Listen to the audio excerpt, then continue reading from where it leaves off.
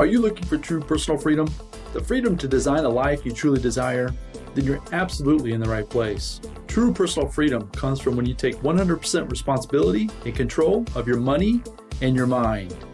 Here, you're going to learn ideas, tips, and wisdom that's going to help you bridge the gap from where you are now to your dream life in the future. My name is Randy Wilson, and welcome to the Rich Mind Podcast.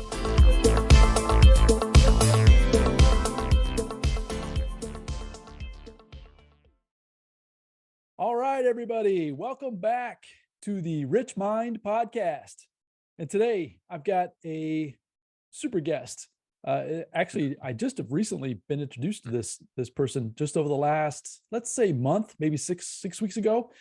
Real good friend of mine, Greg Young, and him are partners on a podcast that they are doing themselves called the All In Mindset Podcast that we will talk a little bit more about. But he was very grateful last week, maybe the week before. You guys interviewed me for your podcast, and that was a lot of fun. I mean, that conversation we had, the connection, right? I get along really well with Greg, but I felt like the connection between you and I too was really cool. So I'm super excited about this conversation we're about to have with Justin Dorff.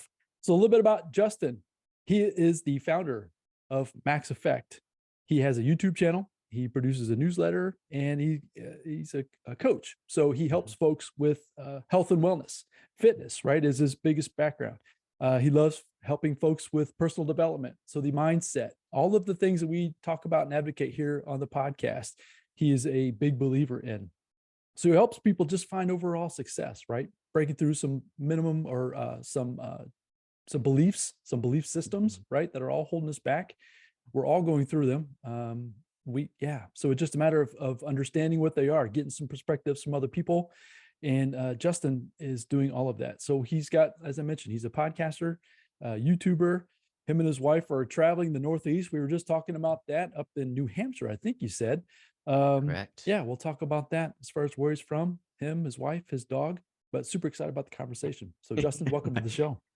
Yeah, thanks for having me, Randy. And I just want to reiterate, when we had you on our podcast, I literally, right after we stopped recording and we jumped off, I went to my wife and I was like, I really liked Randy. And I think it's because I feel like we're kindred spirits, because your vision, I think your overall vision for what you want to do is right in line with mine. So you listed off all the different things that I do, but they all are focused on one bigger vision of providing people with more freedom and more control in their own lives, whether that's physical health or personal development or mindset, psychology. It's all aimed at how do we gain more control and freedom in our lives. 100%. I'm getting chills thinking about you just saying that right there, which was another reason. And I'll reiterate what you just said, right? I just knew this conversation is going to be like super fun, right? So it's all about control. In my opinion, right? Based on my experiences, it's all about control. So I talk about financial education, right? Taking control of people's money and their mind, right? Yeah. You talk more about the physical health, and I'm into that as well. I can't say that I'm the poster child of the best health in the whole wide world, but as I get older in my age, I'm obviously paying more attention to those things, and I can't wait to even dig a little bit deeper, maybe pull some nuggets out of you as far as what folks can do in their day-to-day activities. That you talk about needle movers, right? You really want to focus on the things that are going to really move the needle in terms of people's health and wellness. And without health, there's no wealth, right? There's no reason. There's no reason to talk about the things I talk about, the money and the mindset, if you don't have your health to back it up. So, it's going to be a lot of fun. So, take a few minutes, just give everybody a little bit of a snapshot. Tell them a little bit about Justin. I kind of, like you said, I shared a few of the bullet points, but maybe go a little bit deeper and let everybody know a little bit about yourself. Yeah, so I can give you a big bird's eye view of it, because I'm 40 years old now. So I've got 40 years of stories and experiences to tell. And this is probably something that we'll jump into, but big picture is this. When I was growing up, around the age of 15, I was first diagnosed with severe depression. And it was during that time that I got really into and interested in psychology, because I wanted to figure out, why was I broken? What was wrong with me?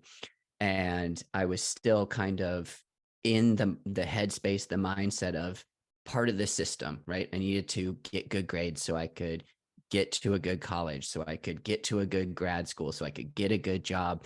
But it was all focused on psychology and a lot on biology and medicine, because I had thought that medicine would be the fix for me. It was the solution to why I was depressed. Making a really long story short, ended up becoming a drug addict for the majority of my 20s. Now, during this time, I was still completely interested in pharmacology, biology, psychology, because again, I thought there was something wrong with me and I wanted to figure out what the problem was and fix myself. Once I did come out of depression and addiction, kind of the realization that I had, and this was a process as well, was that it wasn't necessarily a biological issue. Like, yes, there are biological, and chemical imbalances that occur when you're in drug addiction, when you're depressed, when you have anxiety. But what I learned from going through all of this is that they all stem back to how we're thinking. And as a result, how we're thinking, then how we're behaving. And again, so it all stemmed to, it's like God never wastes anything. I felt like for a couple of years there, I was like, I can't believe I wasted my entire 20s. Like, I went to grad school and I don't remember hardly anything from it, which isn't true. All of that was brought into my current life now, because everything that I learned by actually going through it experientially when it comes to thoughts and mindset and behavior, it's all applicable to what it is that I do today, which you touched upon. Primarily what I do right now, it's funny because I do a bunch of, like I said, seemingly unrelated things, but they are all related. A lot of the coaching that I do is, honestly, it's very much like counseling and therapy and getting people to think through different ways of thinking so that they then can change their behavior, so that then they can produce the outcome results that they're looking for. So that's why I say with the health side of things, I oversimplify it, because to me, it is very simple. It's like, these are the behaviors you need to do. If you do these behaviors, you'll get these results. But what's actually preventing you from doing the behaviors that you want to do? That's where the psychology and the thinking comes into it. 100%. So as you're speaking, or as you're saying that, in my mind is going, folks that I interact with, right? They focus on the having, right? They focus on the result versus on the focusing on the be, right? The be, do, have, right?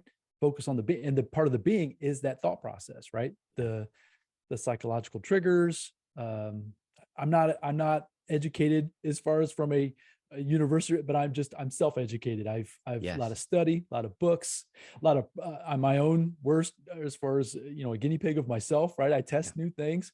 I actually just had an incident earlier this week where I got triggered again, but I'm getting better at it.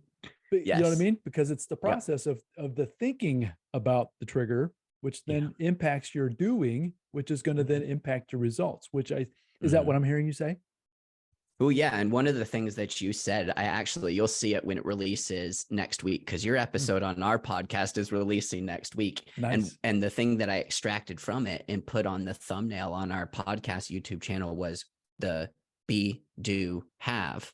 And then your quote where it says, I think most people get this backwards. Right. And again, that's why you and I connected so well. It's like, yes, I agree. A lot of people, maybe they don't get it backwards, but they at least approach it backwards. And I'm still guilty of doing this all the time as 100%. Well, because I'm action oriented. I'm like, okay, this is what I want to accomplish. What behaviors do I need to engage in? Rather than approaching it from the place of, this is what I want to accomplish. Who do I need to become in order to be that person? And, addiction, right, is such a huge topic that you bring it up and people have a lot of negative connotation, but it's also very powerful, right? Like, it's my experience and I'm able to get in front of people and talk about it because I've lived it. That was the big difference between all of the relapses that I had up until the point when I finally did get sober and changed. The difference was this: when I kept relapsing, I viewed myself as an addict. So anytime that I had, like you're saying, a trigger, I acted like an addict would act when they're triggered. I don't feel comfortable. I don't like this situation. So what am I going to do? Well, I'm going to go use again because that will numb me from the discomfort that I feel. It was only when I started approaching it's like my goal every day is not to wake up and not use drugs. My goal every day is to operate from my identity and who it is that I am. And if I'm not an addict, like who is it that I am? And how does that type of person act and behave? And then the behaviors come as a natural outflowing of who it is that you truly are. So the thoughts, the beliefs, the stories that we tell ourselves, right? The meaning we Yeah. give things becomes our identity, and our identity impacts our actions and reactions out in life, which then is going to impact those results. I'm a work in progress, folks. So don't think that I've got all this figured out, because I do not, but I'm 100% resonating exactly with what you're saying. For me, it's been it's day by day. So Yeah. you've mentioned about being an addict, right? To medications. I mean, folks are addicted to food. They're addicted to even poor results. They're addicted to maybe toxic friendships. Addiction can run that's a big wide net. But the idea, though, is to become aware of those things, work on that mindset, work on those triggers, work on that being, to be able to try to get some different results first, right? And so I say my wife, we talk about it all the times. I tell her it's the hardest work I've ever done in my entire life, but it's been the most rewarding. It is. Yeah, because you can see instant result, and it impacts you, right? So you get instant feedback for yourself. I mean, it impacts your surroundings as well, for your family.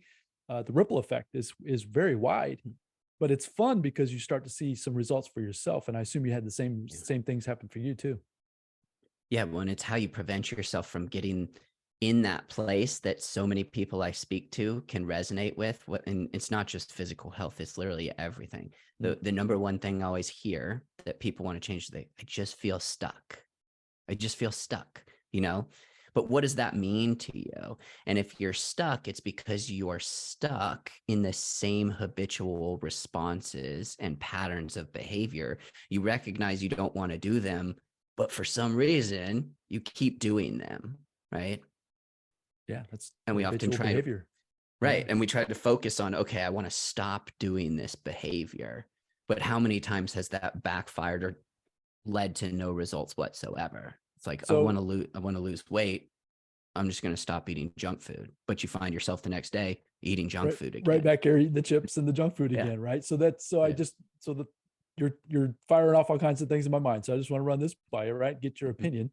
Is that, so the idea in my mind, how I do it, right, is I try to fast forward, like thinking about, so we'll just use health and fitness as the example, right? Because that's obviously something you help with every day with folks, that imagining yourself becoming or being that individual, right? So it's thinking through, okay, this person weighs, and you put a number on it, doesn't really matter. This person can run a marathon, this person, whatever the result is, right? Thinking through that process, and okay, if that's where I'm intending to get to go do, right? Who do I have to be that today, right? What is that person going to do right now in this moment? Because that's the only moment we have to control, is this one, not 2 minutes ago, not, you know what I mean? Not in the future, right now. And if you stay there, right, stay present in that, you can then begin taking the action steps to really get you to that outcome that you're really looking for. Have you ever experienced or try to think like that? Thought experiment is something I try to do for myself all the time. Is that something for yourself? Yeah, absolutely. And I mean, that's a good one. And too, we could take it, with addiction. And what I was saying is take it even deeper. And once you start to tie in your behaviors to your identity, it's this feedback loop. So the more that you behave, that feeds into the identity that you want to be in the future, or even right now, you behave more consistently with that. It sends this signal to your brain that says, oh, wait, I am this type of person because I'm behaving like this person.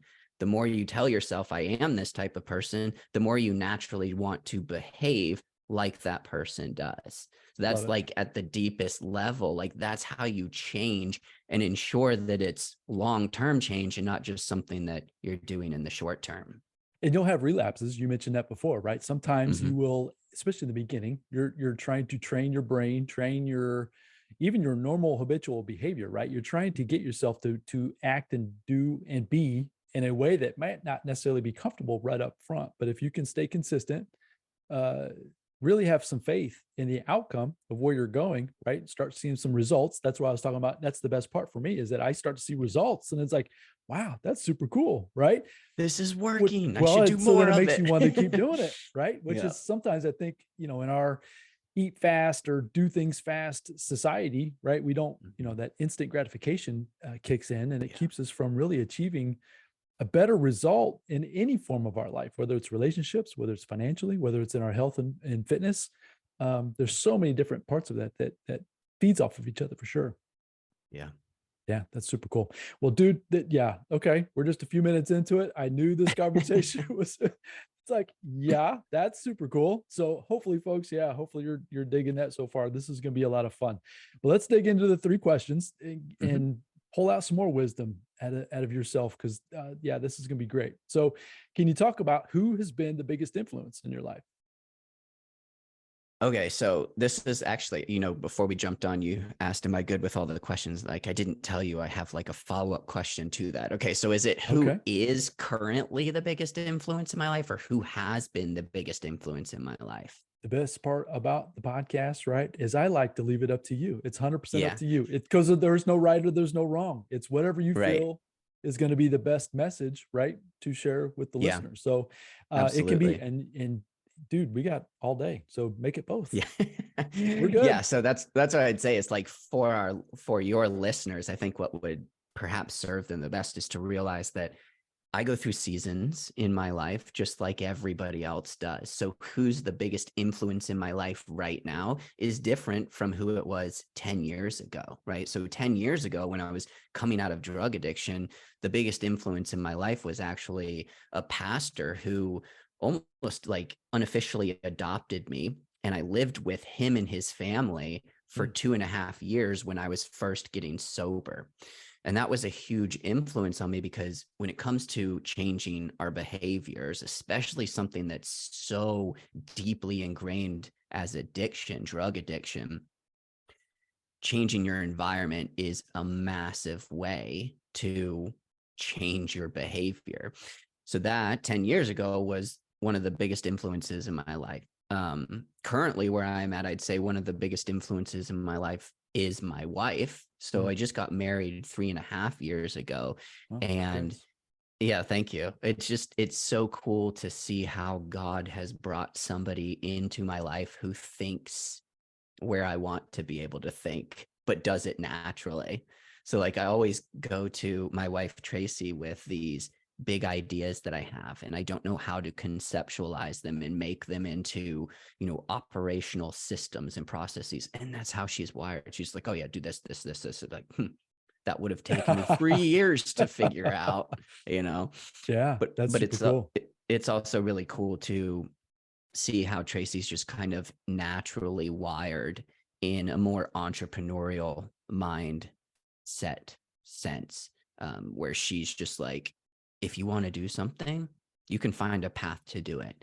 Whereas I was brought up, like I kind of alluded to earlier, was like, this is the system, this is the process you follow. Go to school, get a good job, and then eventually you can buy a nice house and have a family, and you'll retire at 65.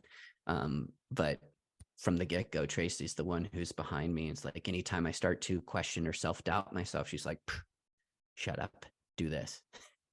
That is super cool. And Yeah. so once again, as I mentioned, right, we're just getting to know each other, and congratulations on that, because that support staff, right, or however you want to look at it, that support system that you've got is super crucial to keep moving forward. Because as you're going through this journey, right, you're going to have the bumps and bruises, and life itself is going to keep kicking you down every now and then. And to have that support, that's super cool. Congratulations. You said 3.5 years? Thank you. 3.5. Yep. How long have you been together? We dated for a little over a year before we got so married. almost 5 total. Yeah. Dude. Yeah. Good for you, man. Yeah. And I have not met her yet. Tracy, you said? I look forward to meeting Tracy. Yeah, I actually mentioned that to her last week. So, we're traveling the country now. We just embarked on that about 3 weeks ago, and Yeah. we may be swinging through Indiana Come in on by. December. Let's do it. Yeah. The state isn't real big, but at the same time, Yep. you tell me when you're coming through, man. It can even be in Ohio, Illinois, Kentucky, something like that, even if it's close. Yeah, we'll definitely hook up, take you guys to Cool. dinner or something like that. That'd be awesome. Well, Love enough it. about us talking about our personal tough stuff there Yeah. as far as let's get together for dinner. No, that's super cool. Yeah. That'd be awesome. So you've already alluded to the challenges you've had with some addiction and things, but that kind of leads into Yeah. this. I don't know if this will be the answer to the second question, but I just would assume that it might be maybe a piggyback off of that. But what's been the biggest and greatest challenge of your life, and what have you learned from that? Yeah, I mean, it'd be kind of strange if I didn't say the biggest challenge in my life was depression and drug addiction, and kind of the change in identity.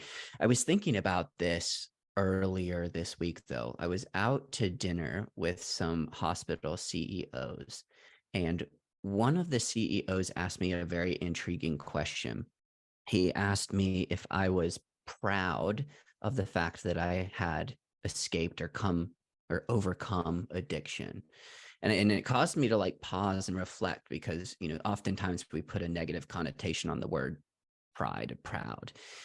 And how I kind of framed it to him was like, it's not that I'm proud of it, right? It's I definitely wouldn't want to go back and do it again. I wouldn't wish it Sure. upon anybody else, but I don't regret having gone through it. Because what I've found, and this will sound a little cliche, but it's 100% true, is that was the biggest struggle up until this current point in my life that I've been through, but it shaped who I am.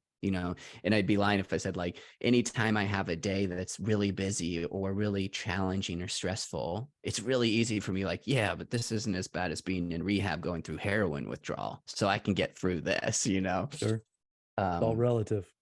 yeah, but what I've learned by coming out of drug addiction and the identity change that I've gone through has been so profound that it's opened up my mind and my thoughts to really the idea that you and I have been kind of talking about this whole time, is you can accomplish whatever it is that you set your mind to accomplishing.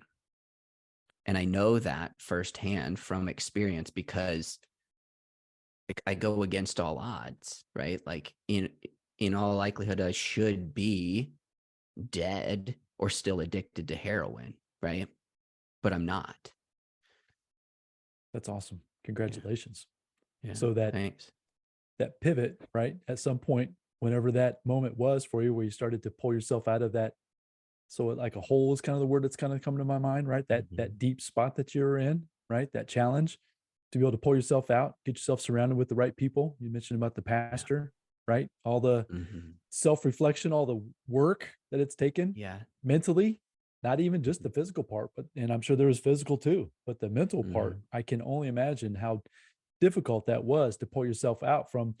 How long ago has it been that you would say that you've been uh, clean or sober at this point? It's about 9 years now, Wow, 10 years. congratulations.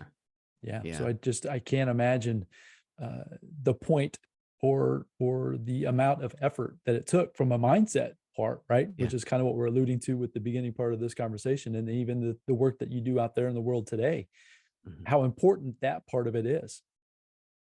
Well, and it's an ongoing thing too. And I think this might benefit the listeners to know, especially nowadays, because I've yet to meet anyone who doesn't know somebody, usually within their family, if it's extended or immediate, who struggles with some type of addiction, whether it's drugs or food, like you mentioned, or pornography. But it's an ongoing process. And it goes back to what you and I were talking about on our podcast, is it really does come down to self-awareness. Is I'm aware of what my potential triggers, let's use the word triggers because you did already, could be. So it's not that like I'm worried or I'm stressed out that I might relapse one day or go back to the person that I used to be. The further I get away from it, the less I actually am concerned with that. But that doesn't mean I'm ignorant of the fact that those things are probably still hardwired into my body. and I'm aware of those things. So I don't intentionally put myself in situations. Perfect example. 4 years ago now, I ripped my Achilles tendon in half. I was playing soccer. Like, I thought I was still 20 years old, and ripped it right in half. And the first thing I said when I went in to see the surgeon or the doctor, and he said that I needed surgery, he said, "You definitely ripped it in half," because he grabbed my calf and the ankle wouldn't even flex. And the first thing I said is like, "Can we do it without narcotics?" Right? It's not because I'm necessarily worried that I'm going to go back down that road. I just don't want to test it. Yeah. There's no reason if you can avoid Right. it. Right. Right. And these are the conversations that I have with the individuals that I coach all of the time, is like, oftentimes we're looking for these magical solutions, right? Or these systems. Like, this is the system. If you follow this, this, and this, then you'll lose 40 pounds in 3 months, right? Yes, you can follow this system and lose the weight, but why not use every resource available to you? If this is that important to you, why wouldn't you not set your environment up for you to succeed? Why would you test your willpower by keeping junk food in the house? It's, in my mind, it's like, because I've gone through addiction, these are just common sense concepts. Like, use every available resource that you can to ensure that you get the outcome that you want. That's gold right there. And I can't wait to dig in a little bit deeper with that, right? In terms of health and fitness, and trying to help some folks out there that might be listening and saying, okay, I get it, but okay, now what? And we'll get to the now what here, folks, here in just a few Right. minutes. But let's top off with the last question. You've alluded back to being in your 20s and how you've kind of went through this struggle, all the wisdom and knowledge you've acquired now, right? Up through these experiences up until you're being 40, with your super supportive wife and this, this lifestyle that you've created for yourself. If you could go back to that young man that was depressed and not necessarily sure of life, right? Stuck in a system that may or may not have been serving you. Is there a nugget of wisdom that you just wish that now, you're certain of it now, that you wish you would have known back in that time frame, that 20 time frame? Is there anything like that for yourself? Yeah, in middle school, it would have been to listen to the DARE teacher when he said, "Don't do drugs." No, I'm just kidding. No, I had that too. you You pretty say much, that. That's funny. yeah, DARE. Everybody knows. Everybody our age knows what DARE is. No, because even if I had have traveled back to the past and told my past self, "Don't do drugs," I still would have done it, because I'm an idiot at times. I have to learn things through experience. Sure. No, you hit the nail on the head. What it would really be, I've thought an awful lot about this, like what actually caused my depression. And again, I think it stems back to the thinking and the beliefs that I had. And a big contributor, certainly it probably wasn't the sole contributor, but a big contributor to my original depression, which then led to my seeking out escape by using drugs, was I didn't have a clear purpose or passion for what it was that I was doing. Because again, in my mind, my purpose, my reason for living was what other people were telling me. Go to school, get good grades, get into a good college, get good grades, get into a good grad school or med school, get a good job. Maybe you can buy a nice house, have a family. It all seemed so pointless to me because there was no meaning behind it. And I'm not saying that for anybody who's listening to this, like, you want to become a doctor. If that's your passion, that's great. Pursue it. I'm saying I was pursuing this because it was what I thought was the answer to my lack of happiness. So if I could go back and talk to, honestly, my high school self, not even my 20-year-old self, it's what I said about Tracy. Like, find what you really like doing and find a way to make money doing it. And it doesn't have to be the typical standard route that we're all taught in public schools and public education systems. Nowadays, I've completely flip-flopped. So I've got like 8 years of post-high school education, right? Like undergraduate school, graduate school. And you'd think that I'd be this huge advocate for going to college and grad school because I spent all this money doing it myself. I've completely flip-flopped. The way that I view it now is like, if the career that you want to pursue requires a degree, then by all means, go to college. But if you don't need a degree to do what it is that you want to do, spend your time and attention and money on other things. So let's go a little deeper on that. I love that, right? That 100% speaks to exactly how I am as well. I was raised, I wasn't great in school, so I never did the school thing. I went to college for a little while, but dropped out relatively quickly because I was just bad at it. I'm not, as I even mentioned at the beginning, right? I don't like to read things. I'm just not, I don't read real well. So it's not that I'm dumb, and I know that, but in the academic world, technically I am. Right. Well, from a GPA standpoint. So I used to beat myself up all the time because I wasn't smart. Okay. Right. The smart people, I just couldn't fit into that club. And when I realized that, and it was just almost like an epiphany. So this is almost like a statement question for you. So I just wanted you to go a little bit deeper on that, because I think that'll be super valuable for my listeners, because that's what I talk about a lot, is that there are so many different ways these days to make money. That it doesn't require this specialized, like you said, if you're going to be a doctor, if you're going to be a certain specific thing, I understand that. But beyond that, I think a lot of the uncertainty in today's world, even if it is depression or just lack of confidence or just being stuck. I think you used the word stuck, did you not? A little while ago. Yeah. I love that, because a lot of the folks I talk to are stuck as well. My question or my point is that, in your experiences, what is it when you had that epiphany for yourself? Did you seek out wisdom from other folks? Did you look online? I mean, the internet is relatively new in the world today, right? Yeah. I think we've all kind of gotten accustomed to it being around, but when I was growing up, there was no such thing.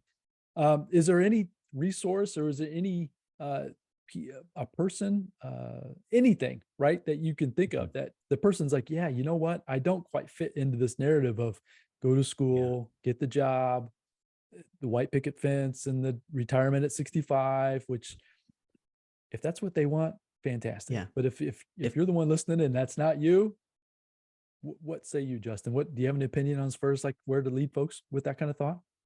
I do, and I have so many interesting thoughts going on. So you Good. might have to rein me back No, in here. I told you, let's run, man, because that's 100%. Yeah, please do. Yeah. I think it'd be The super first, helpful. the first thought that popped into my head is just something that I've been thinking about over the last couple of years, really, is I believe that one of the traits that God has put into human beings that not only separates us from the rest of the animals, but just makes us human beings, is that all of us are creative. Like, we have this desire to create something and be creative. And of course, that's where the kind of niches can be found. Like, maybe your creativity is in diagnosing. We keep going back to doctors because it's a very good example. Like, maybe your creativity shines in diagnosing people. Maybe your creativity shines when you're figuring out our legal system and being a lawyer. But nowadays, the way the climate is changing is it's moving towards this. And a lot of people aren't even aware of this thing, but there's a whole economy that people refer to as the creator economy. And this has opened up a whole new world for a lot of people, because up until about, I don't know, 15, maybe 20 years ago, although it's really taking off now, we were stuck in the industrial revolution economy where we're going to mass produce a bunch of stuff. So what do we need to do this? We need people that almost work kind of like robots to do the same work over and over. So if what I'm saying to you right now resonates, and I'm imagining it probably does, if you haven't heard this before, then it's resonating, but you've probably heard it before if you've been following Randy for a while. What I would suggest is, yes, now in our current environment, there's so many resources. It's almost like we have the opposite problem. It's like, how do I funnel and focus my attention onto the right ones? And I don't have the answer to that, because the answer to it is the same answer that you've likely heard Randy tell you guys multiple times, is that it's part of your journey and it's part of your process. What I would say is, like, start following people. If somebody really resonates with you and what they're saying, then follow them. This is how I do it. Because there are so many people to follow nowadays, I find 2, tops 3 people at a time. And I listen to and I consume their content until it becomes a part of my inner dialogue. And once I know what that person's going to say before they even say it, then it's an indication to me, okay, I'm ready to move on to another person and replace that person. That sounds terrible. I don't mean replace that person, but you can't focus.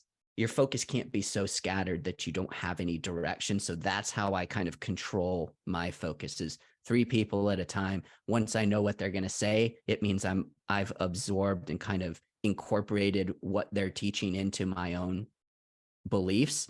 And it's time for me to expand even further.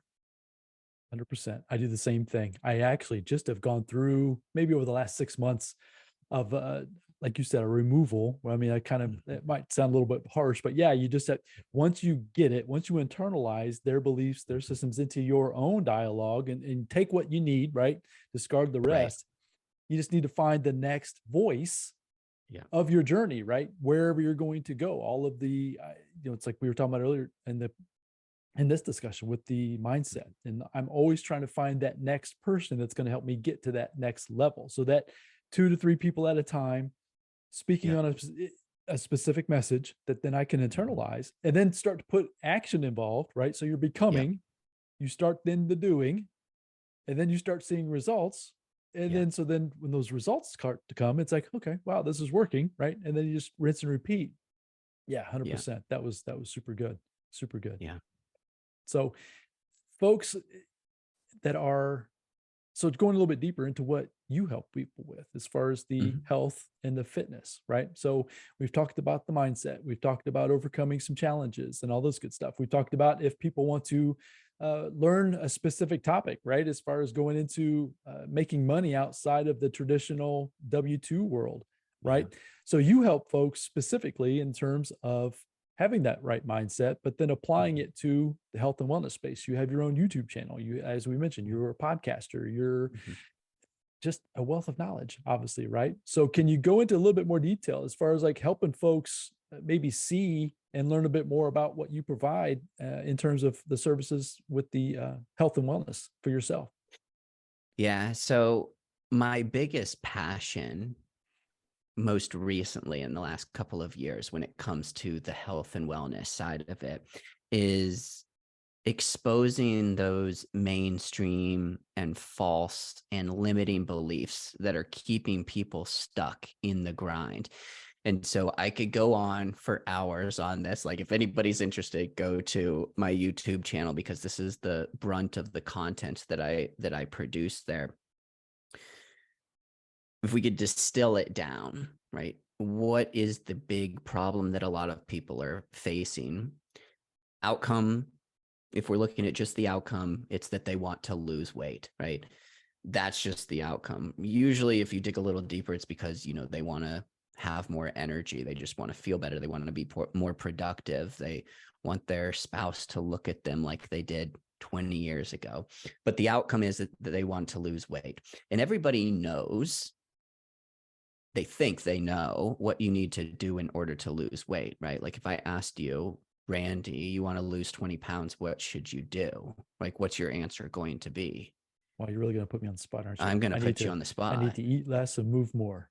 That's Right. probably a generic answer, right? I don't know if that's correct or not, but that's what everybody's been fed. Yeah, that is what we're told. And that's what we've been told since about late 1950s, 1960. And yet, for the last 60 years, 95% of people who do that gain the weight back, right? Because that's an oversimplification of what the actual problem is. Like, yes, we can dive deeper and be like, it sounds very simple, just eat less, move more, but why don't people do it long term? And there's multiple reasons why, if it's just behavior, personality. But really what I like to expose and open people's minds up to seeing is that it's not about the calories per se. And it goes really deep too, like the marketing of big food companies and processed foods, they double down on calories in versus calories out. Because if the quality of food doesn't matter, if all that matters is the quantity that you're eating, then they can continue to sell their products because you just need to exhibit personal responsibility over how much of their products you're eating. But the obesity epidemic tracks right along with the increased consumption of processed foods. And the reason it does is because processed foods are not digested by your body the same way that real foods are. Yeah, they have more calories in them. They have less nutrition, which messes with the hormones that affect your hunger and how full you feel. And honestly, how your energy is and how you store body fat, right? It really comes down to how do foods impact our hormones. And everybody else wants us to focus on how many calories you're eating, how much food you're eating, but that doesn't treat the underlying problem. I'm all about treating the underlying problem. Otherwise, you're just treating the symptoms, right? If you just tell me, don't use drugs today, that's just the behavior that's going to treat the symptoms, when the underlying problem for why I'm using drugs is, as we alluded to earlier, was I don't have a sense of purpose or a passion in life. So why not solve that and let the rest of it take care of itself? Does that make sense? Yeah, it does. So I just wanted to try to maybe go a little bit deeper, right? So it's one of those things that your wealth of knowledge is very high. So I just want to try to take it a little bit, a little bit shallower, maybe, as far as you said, whole foods. Can you give us a breakdown? I mean, I think we understand the word processed and that kind of thing, but is there anything specific, like, because like you said, you go to the grocery store and everything's pronounced as being, this is healthy, this isn't healthy. Healthy, yeah. Does that make sense what I'm saying? It's like, can you give us a little bit more texture as far as like what exactly we should be looking for? Yeah, and that's actually kind of where some of my passions collide. Is the psychology of marketing to me is fascinating, but at the same time, the more I learn about it, the more angry it makes me, because food companies use marketing to make you buy more of their products. It's not to improve your health. It's so that they can make more money. And so now you see this explosion of healthy foods. Like, here's your keto bread and your gluten-free cookies. And like, it's still processed foods. So we want to make it very, very simple. Processed foods are anything that doesn't look like it did when it first started. So an unprocessed chicken, for example, still looks like a chicken, just minus the feathers, typically minus the skin, right? So you're saying but the chicken nuggets are not, that's doesn't, especially the dinosaur shaped ones, man. Those didn't even resemble chickens. The ones that look like French fries. You're telling me those aren't real? Yeah. And I mean, so that's the most simplistic explanation is, does it look like what it started as? The more it looks like what it started as, the less processed it is. So for example, the chicken example, so a chicken breast or thigh or something like that, or even a leg quarter or something like that, as long as it's in its somewhat original form, obviously, right? Correct. It's not being, is that what I'm hearing basically? Yeah. Yeah. I mean, another real simple example would be like if you take oats, right? So steel cut oats look like what they came out of the ground looking like. Rolled oats are the steel cut oats. They're the regular oats, but just pressed out. So they still resemble oats a little bit. Now, next step up, you've got, let's say, granola bars. You can still see the rolled oats in there, but it doesn't look like oats by themselves anymore, because now they're, held together by canola oil and sugar.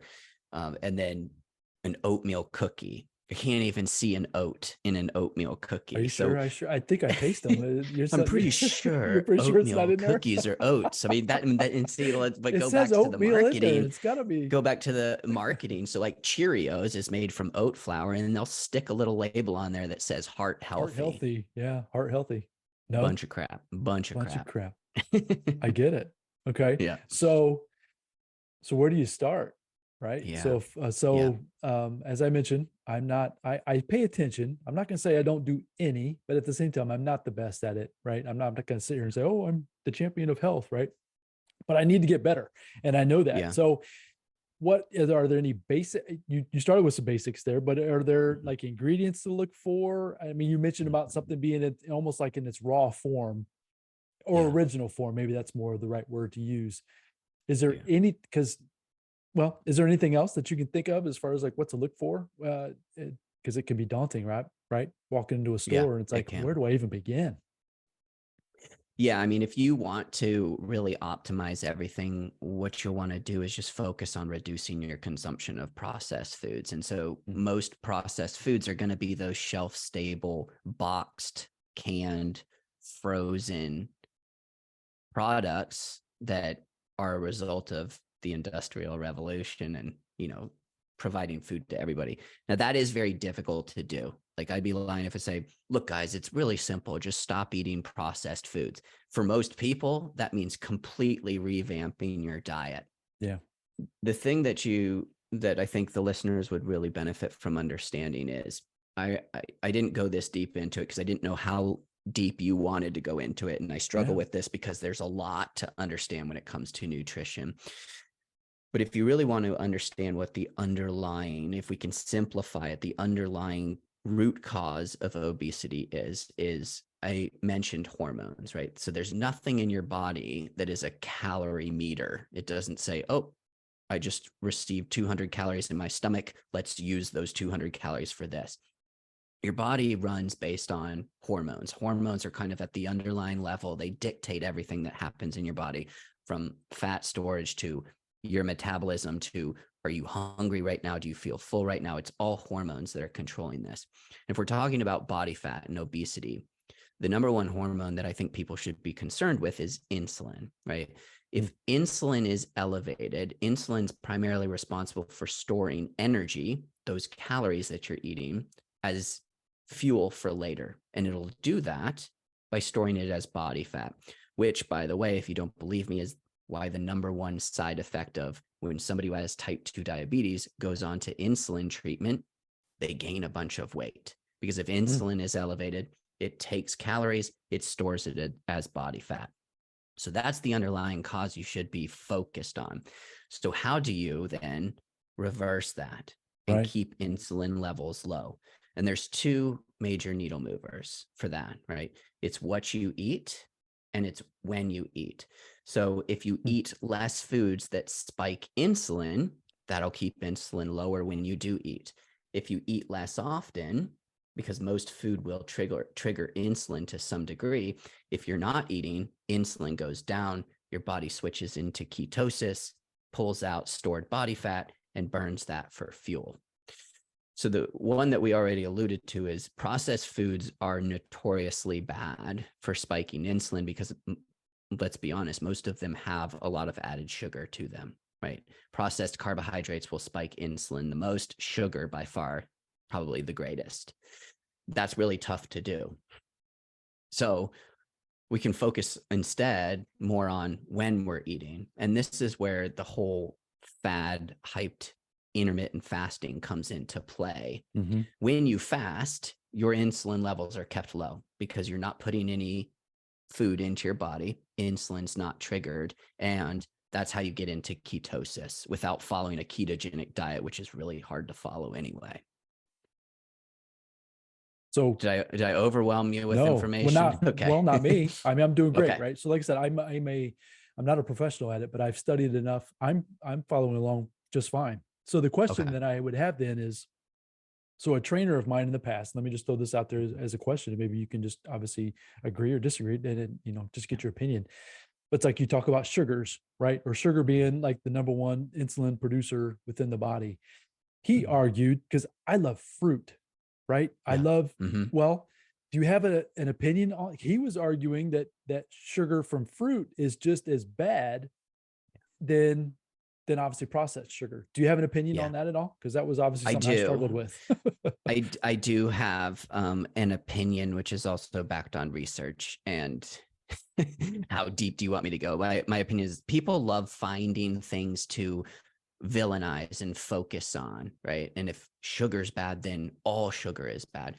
What you're missing from this is that when you eat fruit has a lot of fiber in it. It has a lot of real nutrition and nutrients in it too. There's no way, maybe this is my opinion, but I've read a lot and know enough that it's not just opinion. There's no way you can argue that eating an apple is the same as eating a Snickers bar, right? Just logically, that makes sense. Yeah, I'm Yeah. with you. I will throw in the caveat though, is if you have insulin resistance or if you're a type 2 diabetic, you don't want to be eating a ton of fruit because any sugar is going to trigger the insulin. But the signal and the magnitude of that signal, that insulin response, is going to be reduced when you're eating something like fruit that has fiber in it versus drinking a soda, which has no fiber and no nutrition whatsoever. Right. Just pure sugar, more or less. Right. Just a Yeah. totally different aspect, reaction within your body. You know what I just remembered though? My wife and I, we were watching, have you ever seen Nate Bargatze? He's a comedian. I really like him. He's funny. Check him out. Okay. Nate But Bargatze. Okay. Bargatze, he said it in a bit. Somebody was telling him, don't eat too much fruit, you'll get fat. And he said it perfectly. He's like, show me the person that you know who got fat from eating pineapple, and then maybe I'll change my point of view or my mind on it. Well, see, you're speaking my language, because I said I can eat fruit all day long, but it was like I said, it was a great friend of mine, right? And I'm not discounting him as a person or what he was trying to help me with, right? But at the same time, that didn't resonate with me, that story, because it's like, wow, I like what you're talking about, things that in the raw form, basically, or they're closest to where they're being produced. And I mean, you've always been fruits and vegetables and that kind of thing. And I'm a sweet tooth. That's my problem. I love chocolate. I'm a chocolate. Same. I have it. Okay. So just sweet sugar. Yep. Yeah, it's bad. So what I'm saying, Yep. I'm not perfect at it by any means, but you've put a bowl of fruit in front of me and I can devour that thing like crazy too. And so the conflict I was having is, okay, is this bad too? And I appreciate you saying what you've said so far, because that helps me, at least in my own mind, think that that's not a bad thing. Yeah. And I know you'll take this and run with it. And I'm telling you this because I want you to. What I would do is I would test it. And I'm saying this from experience. So last year, my wife and I did 75 hard, if you've ever heard of 75 hard. And, I have. and the diet that we chose, because I wanted to choose something that was going to be challenging for me, because I've literally tried like every diet in the last 12 years. We did paleo, which is essentially just real foods, just whole foods. And so after dinner, we would get our sweet tooth and I would eat fruit. I would literally cut a watermelon in half and eat it. Eat the whole thing. Well, this is why I say challenge yourself and try it. Give yourself the freedom to eat as much fruit as you want. What you're going to find is that after the initial kind of peak up where it's like, I can eat as much as I want, watch me eat it all, you'll get to the point where your body starts working the way that it's supposed to, and you'll stop eating because you don't actually want to eat it anymore. You sit me in front of a tub of ice cream, I'll eat the whole thing, because my body's never going to signal to my brain that I'm done eating. So is that the fiber part of it that is within the fruit that kicks in? Is that, and then there again, I'm not a scientist by any means, but that's kind of what I heard you say earlier. I'm just assuming that might be part of it. It's a combination of all of the things that I've kind of mentioned already: the fiber, the hormones, and all how the it nutrition. Yeah. It's the fiber and how the nutrition affects your body, which signals the hormones, which signal your brain, you don't need to eat anymore. You're not actually hungry. Okay. When I started kind of building out how I coach people and what I wanted for them, it was what I wanted for myself when I lost 43 pounds after I came out of drug addiction. So I was overweight when I came out of drug addiction. And all I wanted is, this is how I word it, is people would ask me, why are you trying to lose weight? What are you trying to do? It's like, I just want to feel in control. I want to eat when I'm hungry. And if I'm not hungry, I don't want to feel the compulsion that I need to eat. And if you eat real food and give it time, you do it persistently and consistently, your body will start to do that. You won't eat when you're not hungry anymore. When you do eat, you don't have to worry about overeating, because your body will signal to you when to stop eating. And that is, to me, ultimate control.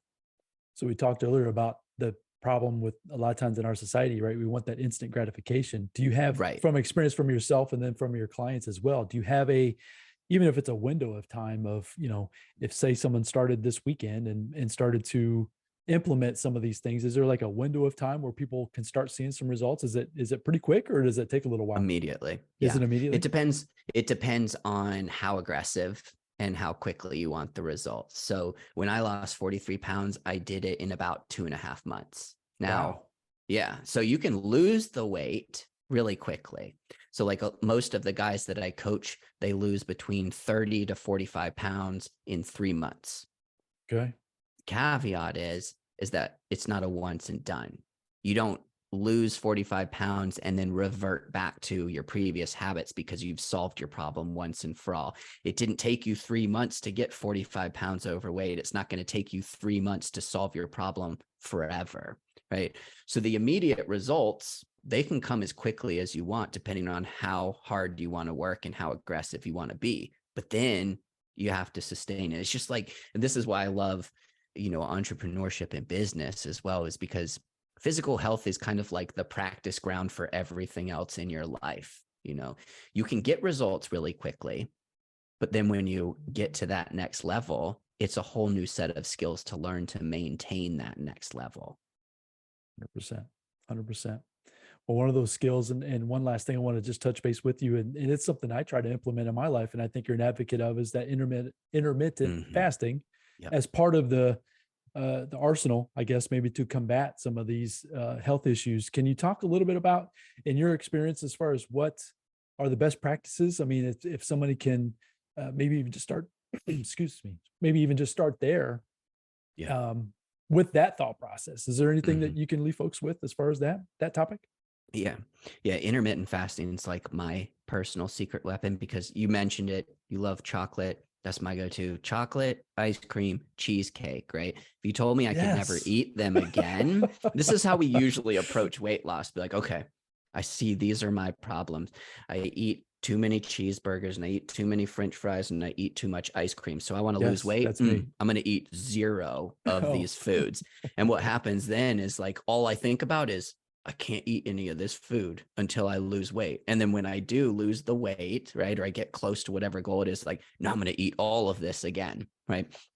Intermittent fasting for me is the tool that I manipulate to allow myself more freedom with what I'm eating. So I'd be lying if I said I'm a, health and weight loss and nutrition coach and I only eat real foods. That would be a lie, because I don't even know. You can do it. You can do it in today's society, but it's very difficult to do. You literally have to eat every meal at home, and you're shopping only on the outside rim of the grocery stores, like everybody tells you to do, which, if that works for you, fine. It doesn't work for me, because I like to eat good food. Like, I like to go out to eat. And the way that I maintain my body weight, and have for years now, is I adjust the dial of intermittent fasting, of when I'm eating. Okay. So, and it's just logical. It just makes sense. If let's say it is all about calories, right? Let's say you're supposed to only eat 2,000 calories per day, and today I eat 4,000 calories. Well, if I eat 0 calories tomorrow, guess what? It evens out. It's all balanced out. Where people come up against intermittent fasting is food companies have marketed against it, because they don't make money if you're not eating all of the time. So that's where all of these nonsensical things come up, where it's like, you need to eat every couple of hours or your metabolism is going to be damaged. Or, if you don't eat for a couple of days, you're going to gain a bunch of body fat the moment you eat. Everything you eat is going to be stored as body fat. It's like, I'm sitting living proof that that's not the case. Like, I typically don't eat breakfast on most days unless I'm going out to eat with people for breakfast. Then I eat breakfast. And it's become so intuitive for me, because I've been doing it for so long, because it's a skill. That's why I get people to see that fasting is just a skill, just like anything else, that you eventually arrive to the place where it's just normal and natural, and you don't have to think about it. And again, going back to the control, and what my ultimate goal was, is I want to be healthy. I want to maintain a healthy body weight without having to think about it all of the time. Prep my meals, and how many calories should I eat today? And I ate too much yesterday. Should I not eat as much today? It's like, you just figure it out as you go through the process. But I didn't answer your question. No, you did. So let me just tag on to that, right? That's fantastic. Yeah. That was definitely a part of the question. So then so when you think of the time frame, right? So it's not that you're not so it's the window of time you're giving yourself from meals, right? Whether it's breakfast, Correct. whether it's lunch, whether it's dinner, right? So maybe you can just Hmm. go into the parameters. I try to do this for myself, and that's I almost do it by accident. I'm not a breakfast eater, so I can go from Yep. dinner until noon, 1 o'clock the following day Yep. without eating. But I've always that was just kind of my lifestyle. I don't think I really Yep. focused on it. But I can tell the difference when I don't do it. So, anyways, I'll let you kind of give it a little bit more detail. But I just know that it's like it's the time frame from when your last meal to the following day's next meal is kind of where that falls into, and then the benefits of that as well. Yeah. Well, and so I'll pitch it back to you. Since you're essentially doing a 16 and 8 intermittent fasting protocol, you've got a 16-hour fast and an 8-hour eating window, which is typically for most people what's going to work is eat lunch and eat dinner. That falls within 8 hours. You're fasting 16 hours from after dinner until your first meal the next day. Have you been maintaining your weight? Has your weight been going up or down? Well, I will say that over the last few months, I've struggled with it. And I don't Okay. know. Yeah, we would probably have to get offline and I could probably give you some more of the details. I don't want to bore the folks that are Just listening today. But I will tell you that when my old life, I was in retail, and I Mhm. was moving constantly. I was always Yep. lifting and moving, right? But then I also did the fasting along with that. So Mhm. throughout my late 30s, early 40s, I never had an issue with weight ever. I was like Right. a 170, 180, like clockwork.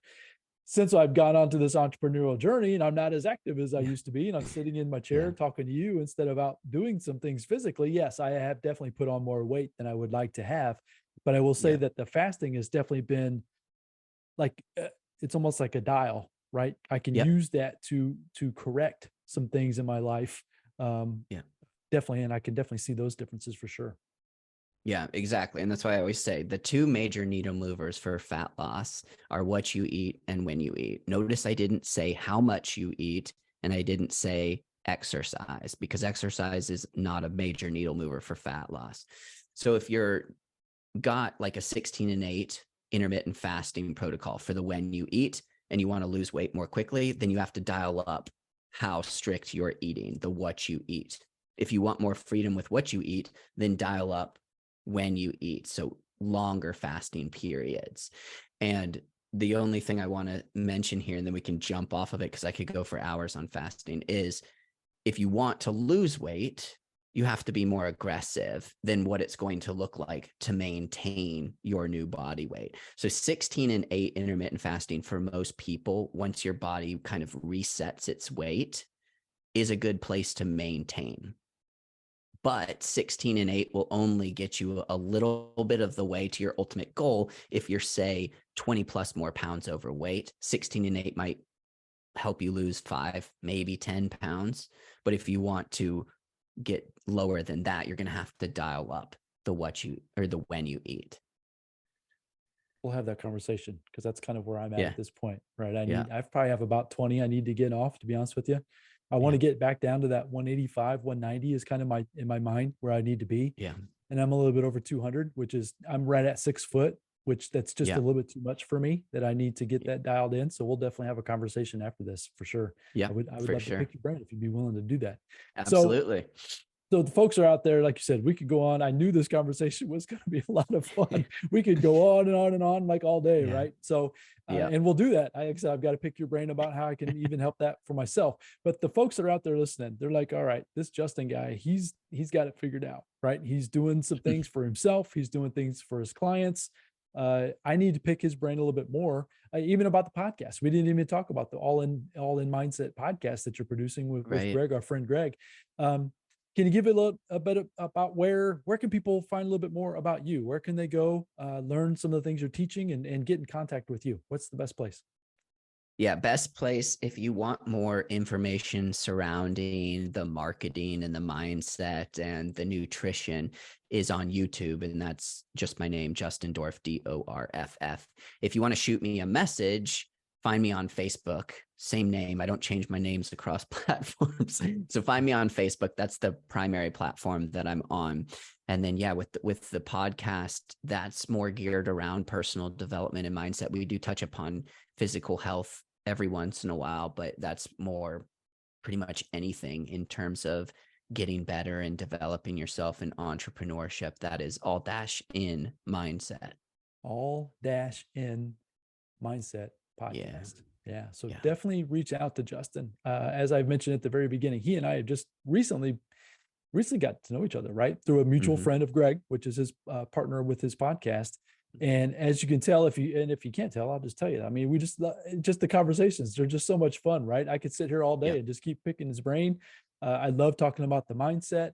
You know, at the same time, I don't wish the hardships that he's had in the past, but all of those things have shaped him to who he is today and the wisdom that he has to share.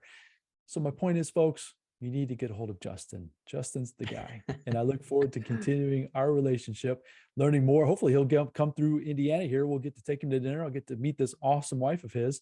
And we'll see where this relationship goes. Hopefully we'll have you back on the show if you'd be interested at some point too. Absolutely. Awesome. Well, folks, go out there, make it a great day. Focus on the mindset. It's the be, do, have. It's not have, do, be. We talked about that and touched that at the very beginning of this episode. Focus on who you are becoming. Who are you being? Which will then impact your doing, your activities, which is going to impact your outcome. If you focus on that, that's been my experience, right? And that's kind of the story that Justin has shared with us as well, is that when we get into our own mind, control of those functions, it's like you talking about the consumption of food and how that controls our mind, which then is going to control our actions. Focus on being, focus on the be, and you will then start producing the results that you're looking for. So go out there, make it a great day. Thanks for joining us on this episode. I look forward to bringing you the next awesome guest here in the near future. Appreciate the support, and we will talk to you all very soon. Thanks now. Bye-bye.